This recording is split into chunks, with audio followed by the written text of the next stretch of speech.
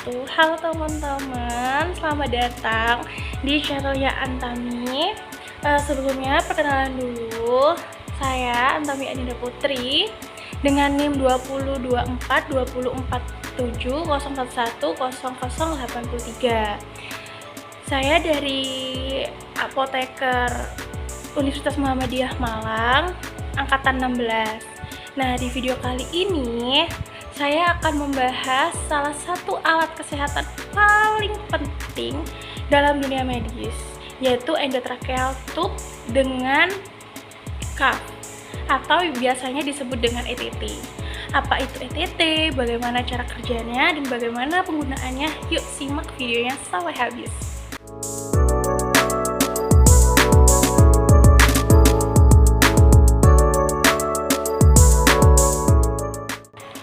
Jadi, endotracheal tube atau sering disebut dengan ETT itu adalah alat medis yang digunakan untuk membantu pernafasan dengan cara memasukkan tabung ke dalam trakea pasien. Alat ini itu digunakan dalam situasi medis seperti operasi dengan anestesi umum, perawatan di ICU, atau kondisi gawat darurat seperti henti nafas.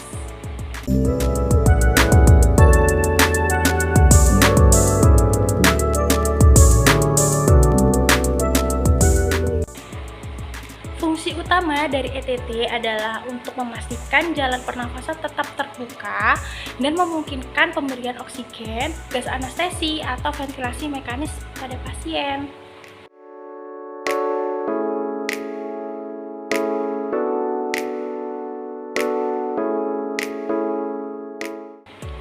Ada berapa sih jenis untuk ETT sendiri yang sering digunakan? Itu ada 4. Yang pertama itu adalah ETT tanpa cuff, biasanya digunakan untuk bayi dan anak kecil. Yang kedua adalah ETT dengan cuff, itu dia tuh memiliki balon atau cuff untuk mencegah kebocoran udara pada pasien dewasa. Yang ketiga ada ETT spiral, itu dia tuh fleksibel dan tidak mudah terlipat, biasanya digunakan untuk operasi dengan kondisi kepala tertentu. Dan yang keempat, yang terakhir itu ETT double lumen, itu digunakan dalam operasi paru-paru. Nah, yang akan saya jelaskan itu tuh lebih spesifiknya pada ETT atau endotracheal yang dengan cuff-nya. Jadi seperti ini. Untuk ini itu dari Life Sources, itu endotracheal tube dengan cuff-nya. Nah, jadi ini tuh yang ukurannya itu 7,0 mili. Jadi seperti ini. Bisa dilihat ya.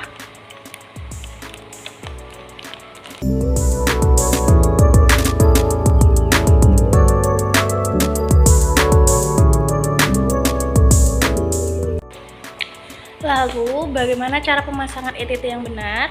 Proses ini itu bisa disebut dengan intubasi endotracheal dan dilakukan oleh tenaga medis yang mengukur.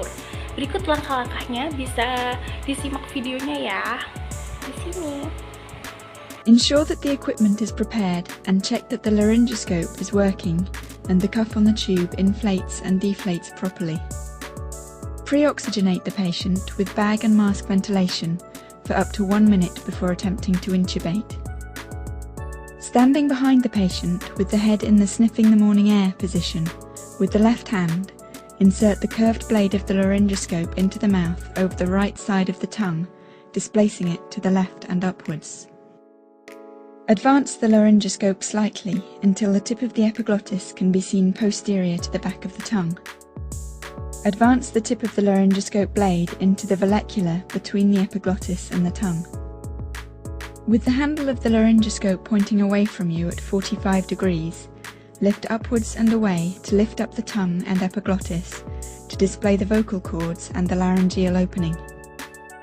With the right hand, insert the endotracheal tube from the right-hand side of the mouth directly between the cords and into the trachea until the cuff passes through the cords.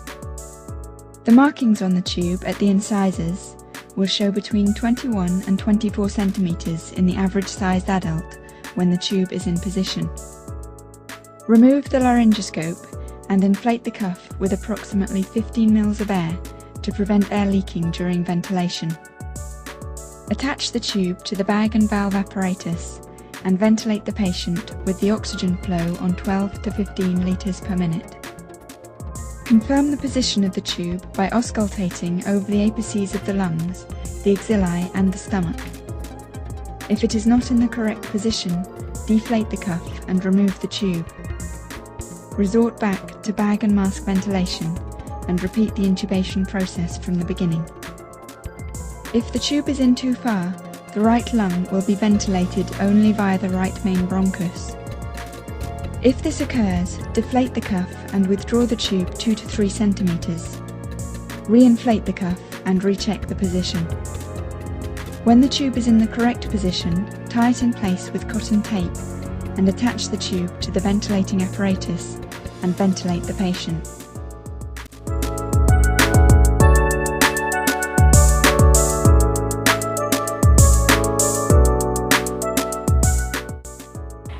Nah, setelah melihat bagaimana cara penggunaannya, untuk menjaga kualitas dan sterilitas dari endotracheal tube sendiri itu penyimpanannya harus diperhatikan.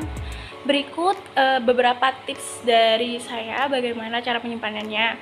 Yang pertama itu disimpan dalam kemasan steril dan jangan dibuka sebelum digunakan. Jadi ini tuh termasuk kemasan steril ya. Di sini tuh disegel. Jadi nanti dibukanya tuh dari sini. Sebetulnya ini tuh hampir sama seperti kemasan steril untuk spuit itu sama. Nah, yang kedua itu letakkan di tempat yang kering dan bersih dengan suhu 15 sampai 30 derajat Celcius. Jadi bisa ditaruh di memang rak khusus untuk ini gitu atau rak-rak medis lainnya, jadi bisa digabungin. Nah, yang ketiga itu gunakan sistem FIFO atau first in first out agar stok lama yang digunakan itu lebih dulu. Jadi ini tuh ada expired date-nya juga di sini. Jadi untuk yang aku pegang sekarang ini tuh endotracheal tube-nya itu tuh untuk expired date-nya tuh tanggal 7 bulan 12 tahun 2025. Jadi nanti kalau misalnya ini tuh dipakai dulu, yang masuk dulu tuh keluar dulu gitu.